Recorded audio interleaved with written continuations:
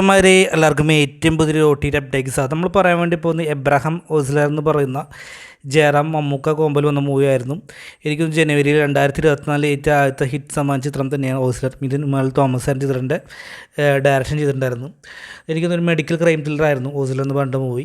ഇപ്പോൾ ഇത് ഓസ്ലറിൻ്റെ OTT അപ്ഡേറ്റുമായിട്ട് ഡിസ്നി ഹോട്ട്സ്റ്റാർ ഏറ്റെടുത്തിരിക്കുകയാണ്. അപ്പോൾ അതിൻ്റെ ഒരു OTT ഡേറ്റ് എന്നാണ് റിലീസ് ചെയ്യാനുള്ള കാര്യങ്ങൾ സംസാരിക്കാൻ വേണ്ടി പോകുന്നത്.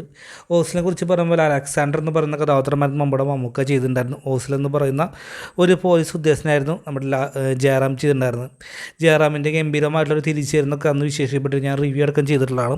അപ്പോൾ എന്തായാലും ഓസ്ലറിൻ്റെ OTT റിലീസ് എന്താണെന്ന് നോക്കി കഴിഞ്ഞാൽ ഈ വരുന്ന മാർച്ച് 20-ാം തീയതിയാണ് ഡിസ്നി ഹോട്ട്സ്റ്റാറിലൂടെ പല ഭാഷ റിലീസ് ചെയ്യാൻ വേണ്ടി പോകുന്നത്. എന്തായാലും ഓസ്ലറിന് വേണ്ടി ആരൊക്കെയാണ് വെയിറ്റിംഗ് എന്ന് കമൻറ്റ് ബോക്സിൽ രേഖപ്പെടുത്തുക.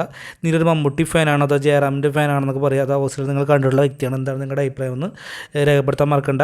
അതായിരിക്കും ബൈ ഫ്രണ്ട്സ്.